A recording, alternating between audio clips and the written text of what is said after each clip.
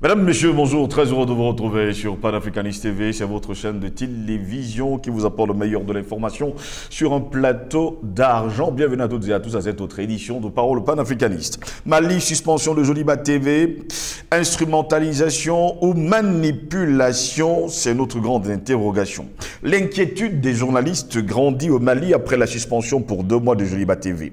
Selon un certain narratif relayé par les médias français, la chaîne a été sanctionnée pour un éditorial diffusé le 30 septembre et qui s'inquiétait des dangers menaçant la liberté d'expression au Mali. Plusieurs organisations de presse maliennes ont condamné d'ailleurs cette décision. Mais qui se cache derrière cette décision et pourquoi les médias français s'en donnent à cœur joie, surtout les médias mensonges qui avaient été suspendus au Mali? Eh bien, donc RFI et France 24 pour fausses informations et atteinte à la sûreté de l'État. La décision a été donc rendue publique ce jeudi 3 novembre 2022. La haute autorité de communication, en abrégé HAC, suspend pour 2 mois la chaîne d'information privée Joliba TV News. Une décision de l'instance de régulation suite à l'éditorial du 30 septembre 2022 du journaliste Mohamed Attaher Alidou. La chaîne a 3 jours pour faire appel de cette décision. Sans surprise, eh bien, la HAC décide de la suspension de la chaîne Joliba TV News, a commenté d'ailleurs le journaliste Mohamed Attaher Alidou peu après l'annonce de cette décision. L'éditorialiste ajoute, non sans désespoir, triste jour pour la démocratie et la liberté d'expression arrachée de haute lutte par les martyrs de mars 91. Le 30 septembre dernier, le journaliste avait publié un éditorial dans lequel il accusait HAC de rien faire pour assainir les dérives sur les réseaux sociaux. Avec des mots justes, le journal avait interpellé les autorités sur les dangers de, on va le dire comme ça, de ce qui se passait justement. Les dangers, on va le dire ainsi, les dangers précisément de la gouvernance et avec l'humeur de la foule. La foule, par définition, ne réfléchit pas, avait-il souligné. Le journaliste a été accusé par la HAC de parler des autorités en des termes péjoratifs. Voilà pourquoi nous nous interrogeons d'ailleurs ce matin. Mali, suspension de Joliba TV, instrumentalisation ou manipulation. En tout cas, nous nous interrogeons ce matin. Pour répondre à nos questions, qui d'autre qu'un journaliste pour comprendre justement cette actualité? Nous sommes avec Albert Anatola ici. Il est directeur de publication du journal Le Cactus et surtout journaliste d'investigation. Albert Anatola ici, bonjour, bienvenue à vous. Bonjour à vous, Steve Gislangos. Je dis bonjour à vos techniciens qui font un travail remarquable. Je dis bonjour aux téléspectatrices. Je veux parler des millions de téléspectatrices et des millions de téléspectateurs qui nous regardent dans les diverses plateformes que vous connaissez. Je crois que c'est TikTok, Telegram, Facebook et YouTube. Je pense que dans les jours à venir, nous serons visibles dans le ménage, si Dieu le veut. Comme je l'ai dit, je voudrais commencer cette émission par un coup de gueule, peut-être pas véritablement un coup de gueule. Si vous vous rappelez, la semaine dernière, nous avons débattu sur ce plateau d'une thématique portant sur l'embargo par les autorités françaises des visas français dans leur consulat sur le continent africain. Et il s'agit d'une mission qui a été très suivie. Il y a donc un afro-descendant qui, puisque nous parlions de pratiquer le principe de réciprocité, dans cette posture de la France, dans la délivrance des visas. Alors nous avons un internaute qui nous suit beaucoup et qui nous a fait une suggestion que j'ai trouvé pas mal, mais qui mérite quand même d'être partagée, à savoir, c'était un afro-descendant, il s'agit de Pierre-Alexis, à qui je salue ce matin, qui fait comprendre que nous devons faire justement l'inventaire, le récapitulatif des visas refusés, des demandes de visas rejetées et donc refusées. Et nous allons justement adosser justement ce côté de visas justement refusés sur la taxe d'entrée dans nos aéroports pour pouvoir compenser justement cet argent qui n'est pas dans les poches justement des consulats français en Afrique. Ça va peut-être résoudre le problème, mais encore qu'il faut savoir, il faudrait qu'on ait, n'est-ce pas, le récapitulatif des demandes de visas qui entrent, qui sont déposées de ce côté-là, combien sont justement validés, je parle des visas, le nombre de visas validés, combien sont justement rejetés. Donc je pense que c'est une réflexion Je salue pour sa contribution. Merci pour l'invitation. J'espère seulement que les autorités des pays africains ont bien compris le message de cet internaute. Vous avez parlé de Pierre-Alexis. Pierre-Alexis. On espère un afrodescendant qui nous donne d'ailleurs cette idée à vous également, autorités africaines, de prendre justement le taureau par les cornes en regardant justement ce sujet, parce que nous vous disions justement qu'en un mois, c'est des milliards qui sortent justement des poches des Africains qui rêvent justement d'un meilleur du côté de la France. Albert Anatola, ici, le sujet qui nous intéresse, c'est la suspension de Joliba TV du côté du Mali. Est-ce une instrumentalisation ou une manipulation? Qu'est-ce qui s'est d'ailleurs passé? Il s'est passé que, vous le savez, même comme nous sommes des combattants, nous sommes avant tout des journalistes qui sont respectueux de l'éthique et de la déontologie journalistique. Donc, nous ne sommes pas au-dessus, justement, des lois et règlements de la République. C'est la même chose du côté du Mali, où, justement, nous avons un confrère de Joliba TV qui a fait une chronique, je crois une chronique... Mohamed Attaher Alidou. Voilà, qui a fait une chronique la semaine dernière sur cette chaîne-là qui est encore dans les espaces numériques et qui est également très suivie. C'était un peu une chronique au vitriol contre les autorités de la transition malienne.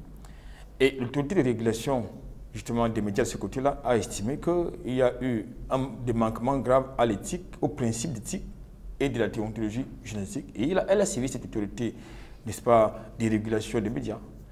Tout de suite, ces amplificateurs, vous connaissez, je parle des mercenaires du fameux groupe France Média Monde. Ils se sont justement appropriés cette actualité-là, et vous savez pourquoi? Pour justement dire que la liberté d'expression, la liberté de presse est en recul de ce côté-là, c'est des autorités, en d'autres termes, les autorités maliennes, c'est les dictateurs. Vous savez, quand j'ai justement présenté les faits, permettez-moi de situer le contexte des événements. Pour dire quoi? Pour dire que la problématique que vous mettez en débat ce matin, de mon point de vue, pose de manière fondamentale la responsabilité sociale et politique des médias et des journalistes en temps de crise et de refondation d'un État. Parce que c'est dans ce contexte-là. Aujourd'hui, comme la plupart des pays de l'espace francophone, peut-être ailleurs, le Mali est à la croisée des chemins. Le Mali est en crise diplomatique, en crise sécuritaire. Le Mali est menacé tant par certains pays voisins comme la Côte d'Ivoire, le Niger, que par Paris qui est le donneur d'ordre. Donc, nous sommes nous sommes là en guerre. Dans ce contexte-là, quelle doit être la posture des médias et des journalistes? Je pense que les mercenaires que j'ai convoqués tout à l'heure de France, du groupe France Média Monde, c'est-à-dire RFI, France 24 et les autres, ils savent de quoi nous parlons. Je refuse surtout qu'on convoque ici les principes d'éthique et de déontologie journalistique parce qu'eux-mêmes ne respectent pas ça dans le contexte, du contexte de la guerre en Ukraine. Quand vous voyez le traitement de l'information tel que fait par ces mercenaires, je ne pense pas qu'ils sont très bien placés pour nous donner des leçons d'éthique et de journalistique, n'est-ce pas, et de respect d'éthique et de déontologie journalistique, non. C'est-à-dire, dès lors que l'Union européenne, la France sont engagés dans un combat, ils s'alignent. Je trouve, de mon point de vue de panafricaniste, je ne sais pas si Joliba TV est financé par le Quai d'Orsay, comme c'est une certaine chose du côté de la Côte d'Ivoire, mais c'était le cas, c'est très dangereux et je n'ai pas l'habitude de taper sur les confrères, mais dans le contexte actuel, ce n'est pas un jeu. Nous sommes en guerre et cette guerre est totale. Il ne faut pas qu'il y ait des dynamiques qui contribuent à la fragilisation de ce combat, c'est-à-dire les médias.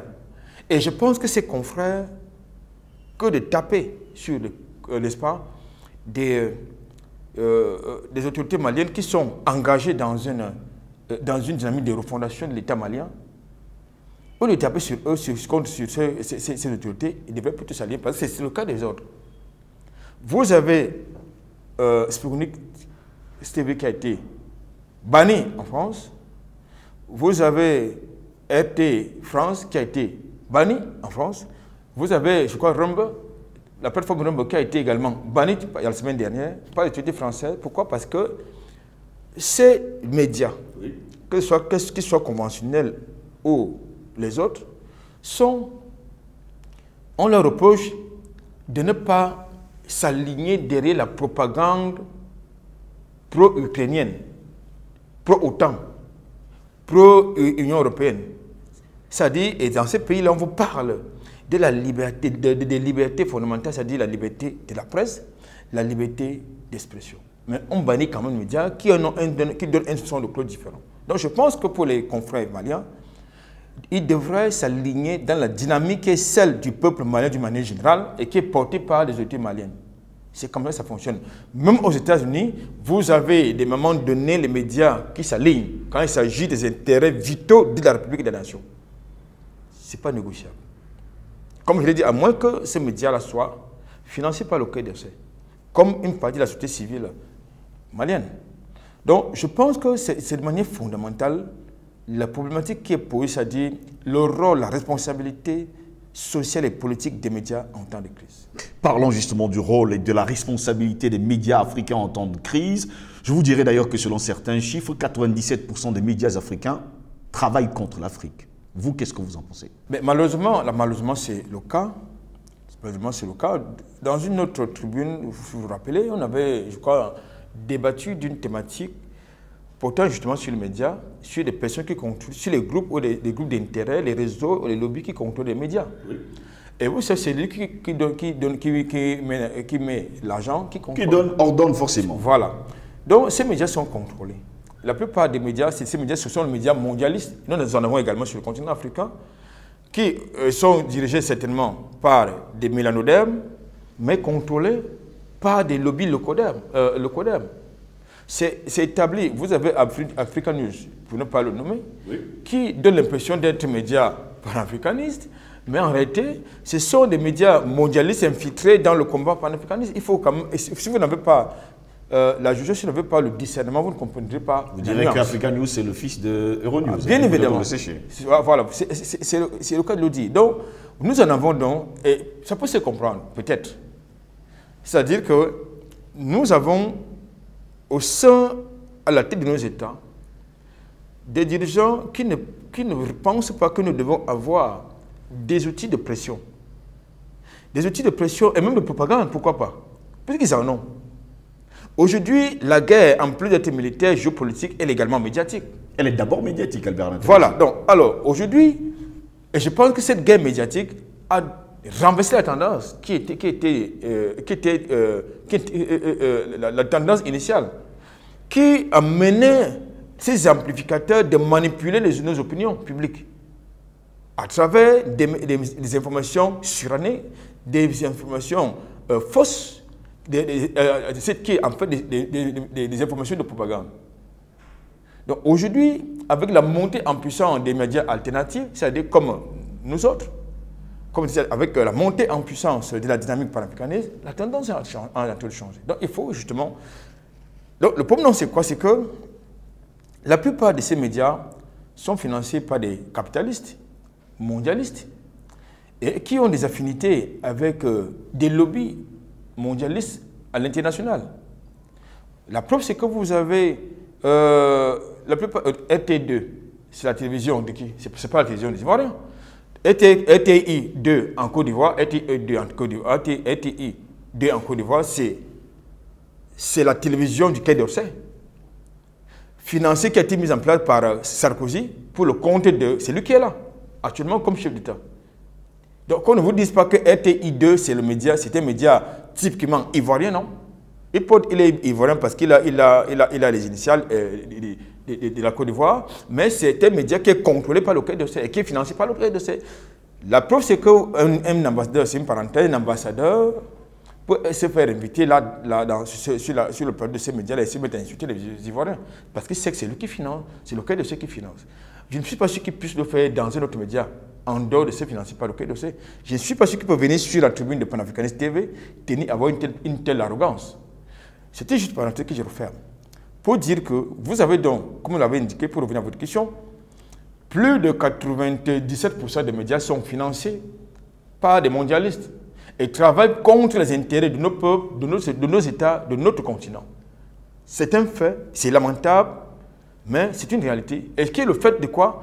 De la défaillance de nos dirigeants qui ne sont pas des visionnaires pour la plupart, c'est-à-dire qu'être proactif dans le champ communicationnel. Tout à l'heure, nous avons parlé de la guerre médiatique. Oui. Donc, ils pensent que la diplomatie, ça peut résoudre tout. Mais la diplomatie, c'est de l'hypocrisie, nous le savons. Or, dans le champ géopolitique où vous avez le basculement vers un monde polycentrique, il nous faut des médias qui travaillent pour le compte, pour les intérêts de nos populations, de nos peuples, de nos États. Malheureusement, ce n'est pas le cas et c'est la faute à nos dirigeants. C'est la faute aux capitalistes que nous avons chez nous qui n'ont pas de vision prospective, c'est-à-dire qui permet à nos États d'avoir des relais, des tribunes. J'ai été surpris d'entendre Macky Sall le reconnaître dans un média qui s'appelle, dans un média africain, je crois, c'est Africa 24, où il demandait... C'est un média africain, allez savoir. C'est Africa 24. Africa 24, c'est un média africain puisque l'État camerounais... Financé par qui? Non, l'État camerounais, il y a des intérêts. Il y a des intérêts dans ces médias, poser des actions, en tout cas, contrôle au moins plus de la moitié des actions. On a combien? Donc, alors, j'y arriverai, puisque nous sommes dans le champ médiatique. Alors, j'ai été surpris de l'entendre dire dans ces médias, Africa 24, qu'il faut que le continent africain ait des médias comme Africa 24 qui donnent une autre image de l'Afrique que celle donnée par les médias occidentaux, c'est-à-dire les guerres, les conflits armés, les calamités, le VIH-Sida, c'est-à-dire une mauvaise image, une image déformante, n'est-ce pas, de l'Afrique. Il faut donc, justement, ces médias, et c'est lui qui est le président de la République. Est-ce que dans son propre pays, il y a des médias qui peuvent apporter la contradiction dans le champ politique? Dans le champ, justement, du débat politique, lui, Macky Sall, je ne pense pas. Je ne suis pas sûr que Panafricaniste TV, n'est-ce pas, implanté au Sénégal, aura autant de liberté que c'est le cas au Cameroun, je ne pense pas. Donc, lorsque vous avez donc quelqu'un qui tient un tel discours dans un média, dans l'espace public, et qui fait le contraire, dans sa sphère de décision, nous avons un problème. C'est donc normal que, autant vous avez beaucoup de confrères africains qui vont chercher fortune ailleurs, parce qu'il n'y a pas certainement, je veux dire, d'émulation chez nous, d'émulation médiatique, d'émulation au niveau de la libération de la parole, autant vous avez plusieurs des centaines de médecins qui ont fait des études avec la subvention, avec la subvention due, qui est consécutive aux impôts que nous payons. Ils ont fait les études ailleurs, mais ils travaillent pour qui? Et ces médecins travaillent pour le compte des pays occidentaux et européens, pour la plupart, alors qu'ils ont été formés par l'argent des contribuables. C'est un peu ça le paradoxe. Je pense donc que pour revenir à la thématique, nos confrères doivent comprendre que ce que nous faisons, ce que le peuple malien fait, ce n'est pas un jeu. Le fait que RFI ait repris cette actualité en début de soirée vendredi, toute la journée de samedi, ce n'est pas anodin. C'est une façon, justement, certainement, RFI a retrouvé des acquaintances avec ces médias-là qui, certainement, ont été financés. Il n'y a pas seulement RFI, il y a également... Oui, les autres, les autres, ils sont nombreux. Donc, je pense que les confrères de Djoliba TV comprennent déjà que une liberté qui n'est pas contrôlée devient de l'anarchie. Deuxième chose, ils doivent, ces confrères, travailler pour les intérêts du peuple malien, tenant en compte les enjeux de l'heure auxquels leur pays est confronté. J'imagine, et c'est vrai, c'est par solidarité confraternelle, où vous avez plusieurs syndicats de journalistes qui sont offusqués, qui sont levés comme un seul homme pour soutenir ces médias-là. Je poserai la question, qui les finance? La question, qui est derrière eux? Justement, je vous ai dit que la plupart, dans mon pays, le Cameroun, la plupart des syndicats des journalistes sont financés par les multinationales françaises. Il y en a même qui font certains médias qui ont des champs de services avec certaines multinationales françaises. Vous avez des syndicats qui émargent dans les multinationales, dans lesquels les multinationales françaises. De ce point de vue, est-ce qu'il peut... Et ils sont nombreux également les médias qui encensent les ambassadeurs français sur le sol africain. Ce n'est pas leur rôle.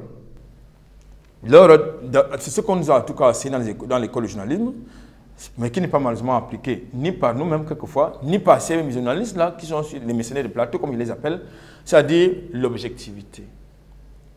Lorsque vous regardez les papiers qui sont faits, le rendu qui est fait par ces journalistes qui se revendiquent comme tels sur certaines actualités, que ce soit en Afrique ou ailleurs, est-ce que vous pensez que ces rendus prennent en compte les principes d'objectivité, c'est-à-dire le recul nécessaire dans le traitement d'une information?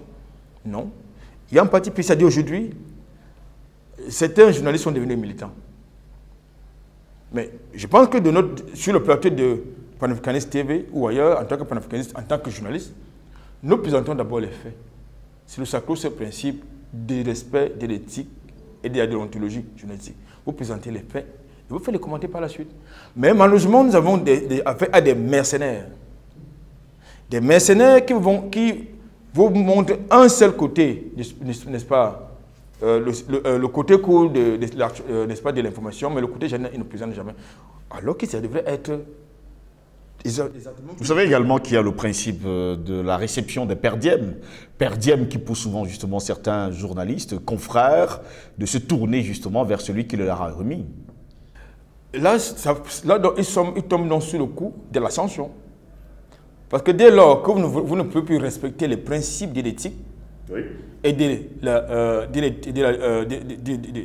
respect de l'éthique et de la déontologie d'une journalistique, vous tombez sur le coup de la sanction. Et ça a été le cas du côté Mali, où, quand vous avez une chronique au vitriol qui est à charge, et quelquefois même dont le contenu est tout sur un papier journalistique, il y a un problème.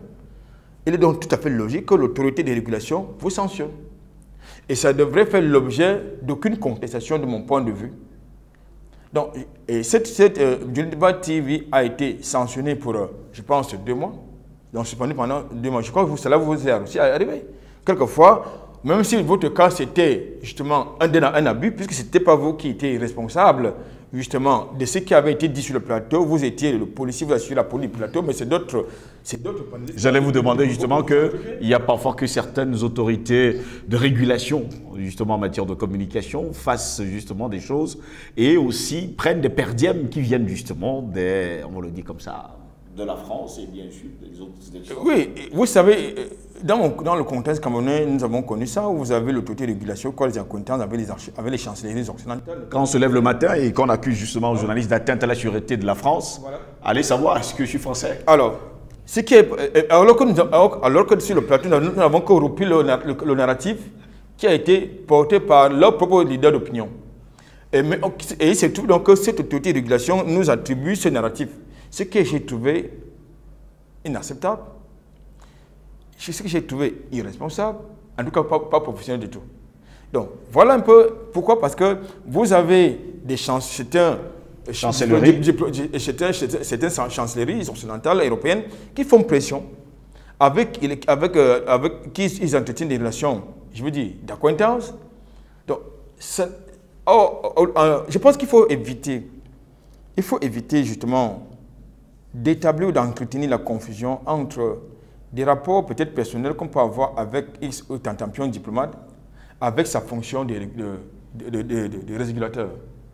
Il faut effectivement s'éloigner de ça, parce que, à contrario, vous avez des médias qui arrosent le continent africain, qui devraient être véritablement bannis.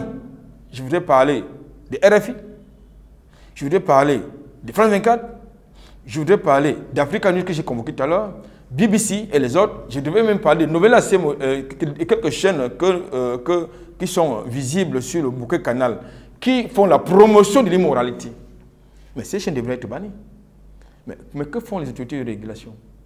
Elles ne font rien.